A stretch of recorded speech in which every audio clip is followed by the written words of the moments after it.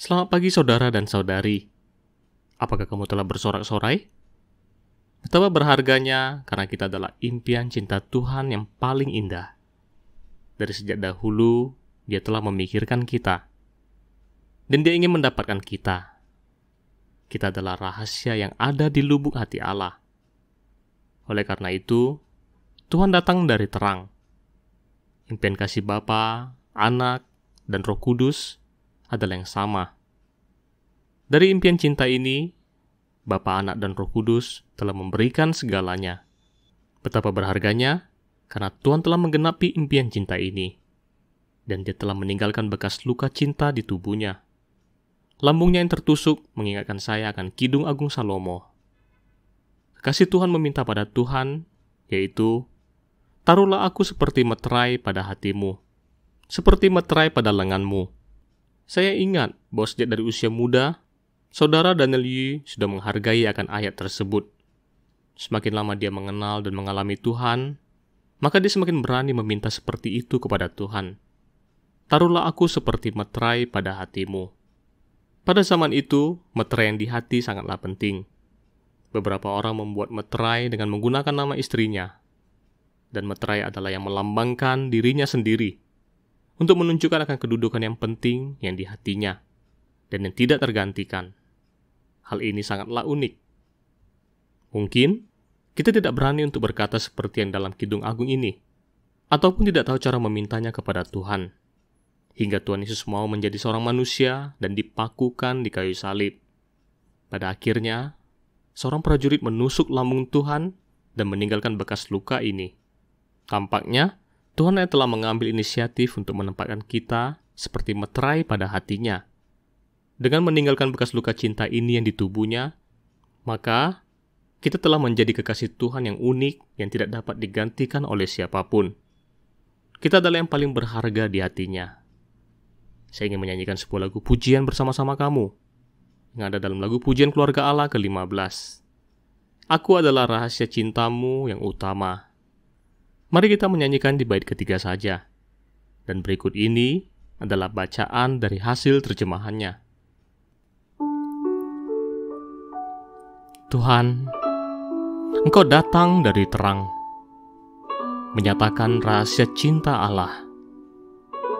Oh, Tritunggal, telah melalui hal yang mustahil. Kasih kobaran Allah dinyatakan. Engkau selamanya menjadi seorang manusia, memikul salib dan menyimpan bekas lukamu. Bapa, Tuhan, dan Roh Kudus, impian cintamu telah digenapi. Engkau memelukku ke dalam hatimu. Akulah impian cinta Allah yang utama, harta yang paling berharga untuk selamanya. Oh, tiada yang melampauinya. Oh, tiada yang melampauinya. Akhirnya, akulah rahasia impian cintanya. Oh, tiada yang melampauinya. Akhirnya, Dia akan merangkul semua orang yang dikasihinya di dalam rumah surgawi yang indah, di Yerusalem yang baru, kemegahan yang abadi. Kita tahu bahwa Tuhan telah bangkit dari kematian. Dia memiliki tubuh kebangkitan yang mulia. Namun Dia masih menyimpan bekas luka cinta untuk kita. Dia ingin memberitahu kita bahwa Dia sangat menghargainya. Dia ingin meninggalkan bekas luka cinta ini untuk selamanya. Dia tidak hanya mau mengungkapkan yang di hatinya saja, bahwa kita adalah yang paling dikasihinya dan yang menjadi hartanya yang hingga kekal. Namun Dia juga ingin menyatakan bahwa cintanya yang utama yang ada dalam hatinya adalah kita. Betapa berharganya, karena dalam rumah termanis yang paling indah ini, Dia merangkul semua yang dikasihinya. Kita memiliki bagian dalam kemegahan Yerusalem baru yang kekal. Marilah kita menyanyikan lagu pujian ini sekali lagi. Betapa berharganya, karena kita menjadi impian cintanya yang paling utama. Tuhan, Engkau datang dari terang, menyatakan rahasia cinta Allah. Oh, Tritunggal telah melalui hal yang mustahil. Kasih kobaran Allah dinyatakan. Engkau selamanya menjadi seorang manusia, memikul salib dan menyimpan bekas lukamu. Bapa, Tuhan, dan Roh Kudus, impian cintamu telah digenapi. Engkau memelukku ke dalam hatimu. Akulah impian cinta Allah yang utama, harta yang paling berharga untuk selamanya. Oh, tiada yang melampauinya. Oh, tiada yang melampauinya. Akhirnya, akulah rahasia impian cintanya. Oh, tiada yang melampauinya. Akhirnya, Dia akan merangkul semua orang yang dikasihinya di dalam rumah surgawi yang indah, di Yerusalem yang baru, kemegahan yang abadi. Marilah kita bersama-sama menyembah. Kamu dapat menenangkan diri dan merespon pada Tuhan berdasarkan pada kandungan yang kamu nikmati dan yang membuatmu tersentuh. Tuhan, aku bersyukur karena Engkau datang dari terang. Engkau ingin mengungkapkan rahasia cinta Allah. Dan kamilah impian Allah yang dari kekal hingga kekal. Hal ini sungguh-sungguh mengejutkan hati kami. Tuhan, betapa berharganya karena Engkau datang dari surga dan mau menjadi manusia selamanya untuk kami. Dan demi kami, Engkau mau mati di kayu salib, sehingga impian cinta Allah dapat terwujud dengan mulia. Sungguh bersyukur karena setelah Engkau bangkit, Engkau masih memiliki bekas luka cinta untuk kami. Engkau ingin memberitahu kami bahwa kami ada di hati-Mu untuk selamanya. Kami memiliki posisi yang terpenting di hati-Mu. Ya Tuhan, aku sangat menghargai akan cara-Mu menyatakan cinta-Mu untuk kami. Aku sangat menghargai karena aku dapat tinggal di hati-Mu. Tuhan, buatlah kami penuh dengan iman dan kasih untuk membalas padamu. Tuhan, semoga Engkau memberkati kami. Saya ingin membaca ayat-ayat tentang Tuhan yang mengumpamakan dirinya sebagai terang. Terang yang sesungguhnya. Dia adalah terang dunia. Marilah kita membacanya dalam Injil Yohanes pasal 8, ayat 10-12. Lalu Yesus bangkit berdiri dan berkata kepadanya, "Hai perempuan, di manakah mereka? Tidak adakah seorang yang menghukum engkau?" Jawabnya, "Tidak ada, Tuhan." Lalu kata Yesus, "Aku pun tidak menghukum engkau. Pergilah, dan jangan berbuat dosa lagi mulai dari sekarang." Maka Yesus berkata pula kepada orang banyak, katanya, "Akulah terang dunia. Barang siapa mengikut aku, ia tidak akan berjalan dalam kegelapan, melainkan ia akan mempunyai terang hidup." Dan dalam Injil Yohanes pasal 1, ayat 6-9 berkata, "Datanglah seorang yang diutus Allah, namanya Yohanes. Ia datang sebagai saksi untuk memberi kesaksian tentang terang itu, supaya oleh dia semua orang menjadi percaya. Ia bukan terang itu, tetapi ia harus memberi kesaksian tentang terang itu. Terang yang sesungguhnya, yang menerangi setiap orang, sedang datang ke dalam dunia." Saat kita membaca Injil Yohanes pasal 8 ayat 12, Tuhan Yesus berkata bahwa Dia adalah terang dunia. Dan di waktu sebelumnya ada suatu kejadian yang terjadi, yaitu ahli Taurat dan orang-orang Farisi membawa kepada Tuhan seorang perempuan yang kedapatan berbuat zina, karena mereka ingin mencobai Tuhan, supaya mereka mendapat suatu tuduhan untuk melawan Tuhan. Menurut hukum, mereka dapat melempari perempuan itu dengan batu hingga mati. Namun Tuhan tetap diam. Lalu Dia membungkuk dan menulis dengan jarinya di tanah. Orang-orang kehilangan kesabaran dan terus-menerus bertanya pada Tuhan. Lalu Tuhan menjawab, "Barang siapa di antara kamu tidak berdosa, hendaklah ia yang pertama melemparkan batu kepada perempuan itu." Tapi akhirnya, pergilah mereka seorang demi seorang, mulai dari yang tertua, dan tinggallah Yesus seorang diri dengan perempuan itu. karena tidak seorang pun yang berani melempari perempuan itu dengan batu dan yang mau menghukumnya.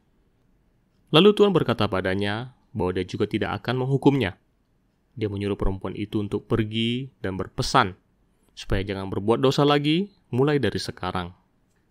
Lalu Tuhan membagikan tentang firman yang ada dalam Injil Yohanes pasal 8 ayat 12 yang berkata bahwa Akulah terang dunia.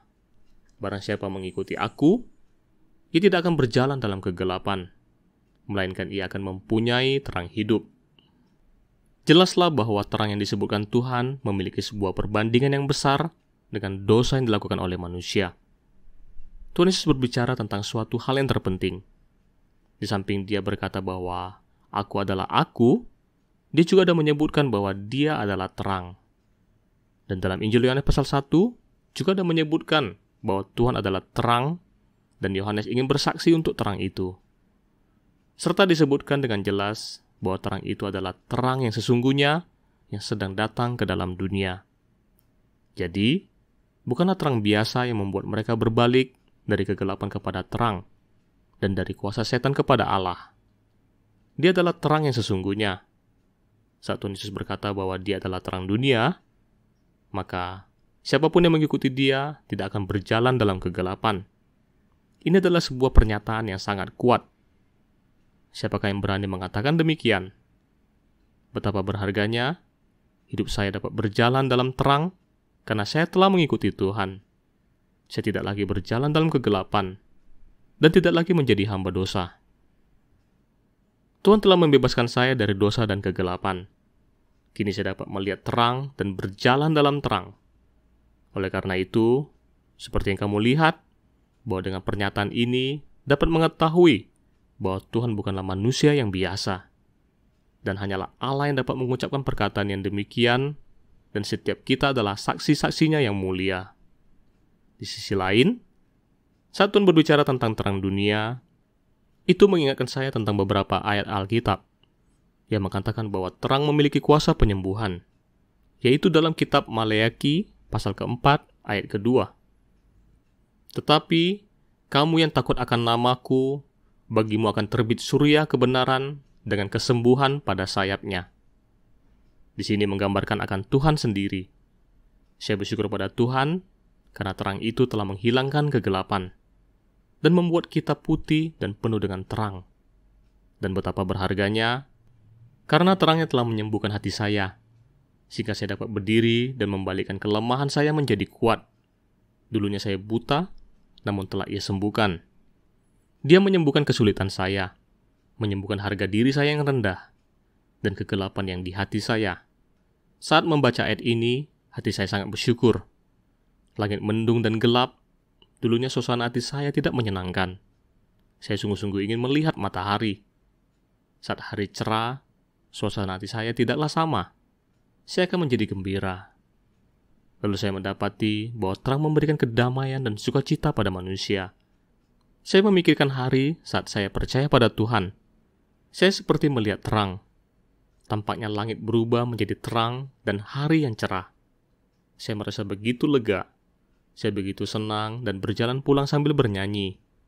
Meskipun itu sudah 40 tahun yang lalu, namun saya masih dapat mengingatnya dengan baik. Saya benar-benar bahagia karena saya telah memulai perjalanan surgawi. Saya menjalani jalan yang cerah. Beban dosa yang berat telah disingkirkan. Kasih setia Tuhan mengalir di hati saya. Itulah lagu pujian yang saya nyanyikan di saat itu. Dan begitulah perasaan yang saya rasakan. Tuhan adalah terang yang sejati.